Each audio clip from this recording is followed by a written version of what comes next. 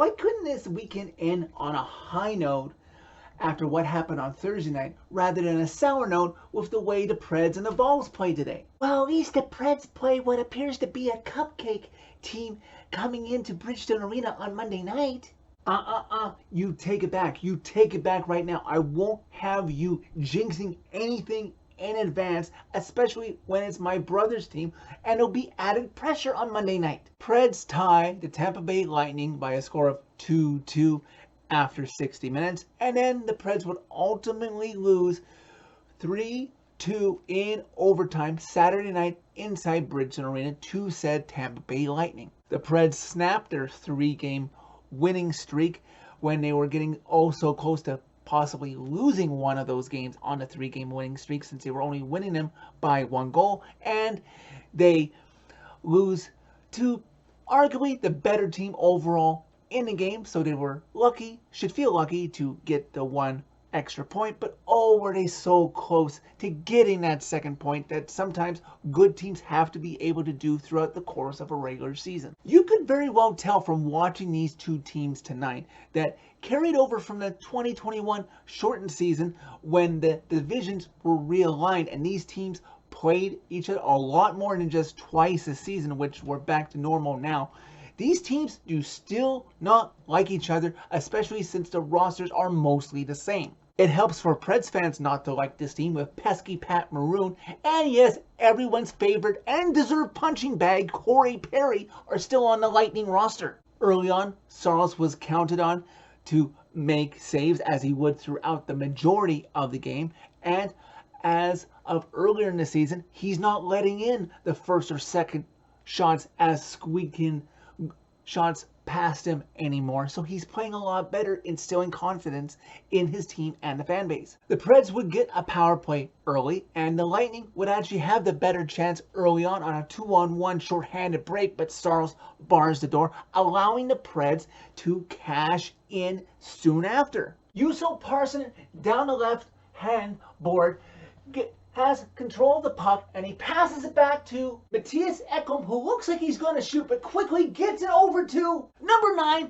Philip Forsberg, through a screen, so Vasilevsky for the Lightning has no chance. He lets it go. It's in the net. He had no chance to see it. 1-0 Preds. As I mentioned, Juuso got one of the 2 assists on that opening Forsberg goal, continuing his momentum to solidify a spot on the Preds' big team roster. Tampa would get the majority of chances in that first period and a majority of the game, as you have all seen the box score, I am sure, but those chances are just helping Saros dial himself, solidify his mind into the game, not letting anything buy him early. Hopefully, for the Preds' sake, for the longevity of the season, this is the point when Saros is totally in tune in the game. Yes, he's going to let in the puck now and then, but no more of those squeakers that get through, that put games in balance to possibly lose. Preds would come close to possibly making it 2-0 a couple of times, but overall it was the Saros show that kept the Preds in the lead after 1, as Tampa was out shooting them 18-12 after 20 minutes. Both teams would come out strong in the second period, both teams trading chances early, but eventually, if you go to the penalty box, as Ryan Johansson did it just about 4 minutes into the middle frame, tripping Hayden Fleury. Eventually, a team like Tampa Bay, a former 2-time champion, going to the Stanley Cup final last year, trying to go for 3 in a row, they'll make you pay. And on the Ryan Johansson penalty power play for the Lightning, it's Nikita Kucherov who beats Saros, tying this game at 1. Just over 9 minutes into the second period, nervous moment for the Preds, not in terms of injury, just about the scoring chance and who had the scoring chance.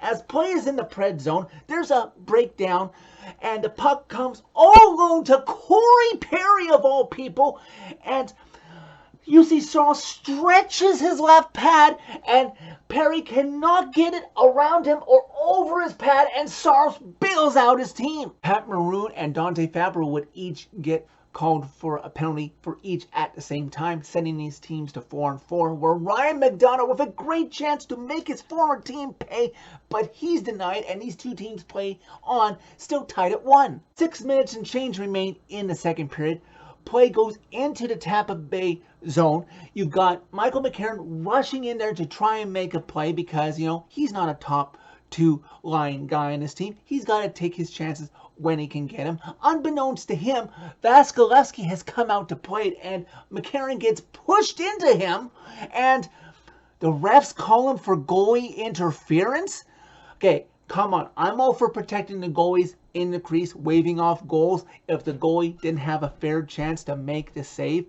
But come on, when the goalie comes out, as long as it's not a vicious hit, body check, or stick foul, if a goalie gets hit out of his crease, he should be fair game. Either stay in your crease and get protected when you're in there to make sure you can make saves, because if you come out, that should not have been a penalty on McCarron. Fortunately, overall, Vasilevskiy wasn't hurt after McCarron was pushed into him by a Tampa Bay teammate, and the Lightning don't score, so we're not really worse for the wear.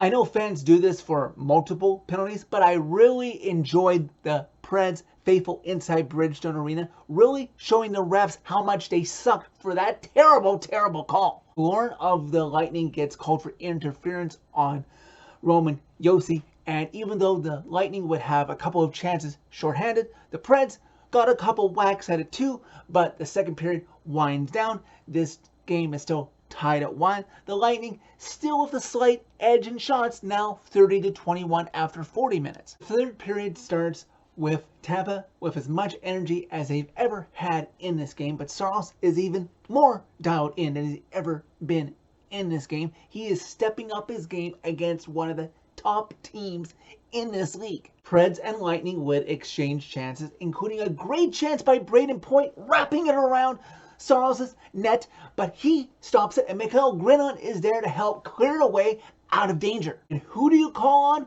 when you need a clutch goal this season with this Preds roster? It's not the $8 million men of Johansson and Duchesne, or even the $8.5 million man by the name of Phil Forsberg. No, it's number 22 that you got at a bargain price in free agency with just about 5 minutes into this third period. In the corner to Vasilevskiy's left, you've got Duchesne and Niederreiter staying there fighting for the puck, while the rest of the Preds on the ice decide to go for a line change.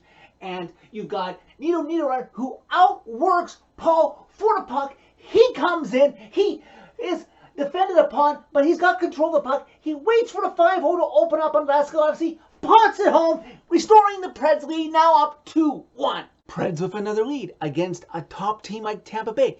Can they hang on to this lead? Well, they put their big boy pants on when Ryan Johansson takes another penalty, but they successfully kill it off. With about 6.5 left to go in the third period, stretch pass for Tampa is sent in, but a big stop by Saros, keeping the Preds up 2-1. Preds would even get a power play, if you recall, before this game got worse, as Zach Bogosian knees Tanner Jeannot, and oh, would that third goal have been so sweet and so helpful, but the Lightning kill it off, setting up what is to come. Because against a great team, when you don't score to put them away, it quite often comes back to bite you in the butt. Just under 4 minutes left to go in regulation. Lightning to Saros' left.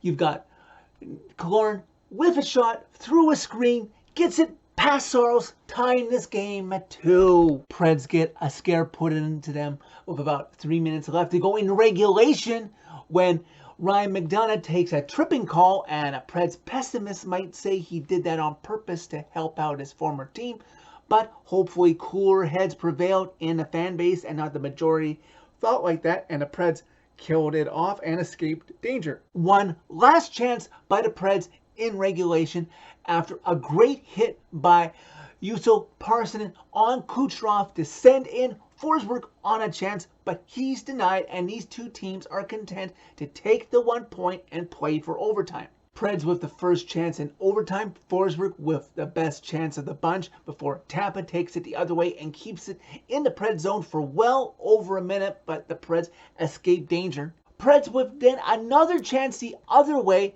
and before the puck is turned over by Juuso Parssinen, and Steven Stamkos is sent alone the other way as Matthias Ekholm rushes back to try and defend, and Ekholm probably should have let it go because initially it looks like Juuse Saros made a save on it, but Ekholm, trying to deny the scoring chance, doesn't get enough of the puck and instead high sticks Stamkos. He gets called because, as Bally Sports said, Willie and C-Mace, if you just let Saros try to make the save, if he doesn't, the game's over anyways, as it would be on the power play. But if he denies it, then you get a great chance going the other way with possibly numbers. So Ekholm hopefully will learn that mistake and not let it happen again. Because what ends up happening, Tampa gets the power play, and soon enough, barely into the face-off chance, it's over. The man who drew the penalty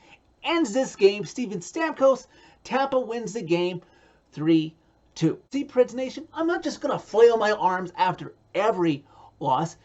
Give this team and yourself a hard-earned effort, win or lose in overtime, regulation, or the shootout, and you'll earn our respect, and you'll earn my respect in a much more detailed Preds fan reaction video. When we know you have tried, it will make the loss in cases like tonight be much more digestible and not send me off on some random rant or tangent. Overall, in the game summary, face-offs were 50-50. Shots were not that different, so I can't complain about that. Against a team like Tampa Bay, you pretty much held your own through 60 minutes. Penalty kill could be better, but you have played better, so I'll just consider this an outlier. 7 points out of a possible 8 for the first 4 games of this homestand. Nothing I can really complain about. So that's it for this video. Thank you very much for watching. As always, click like if you like this video. Click subscribe if you really like it. You can find my social media by clicking on a channel name. Tell all your friends about Redemption. And yes, I have been hard on this team, but if they play like they did tonight, in a losing cause, in the final 64 games of the season, I think this team is going to be all right, and it will give the fan base a lot more confidence.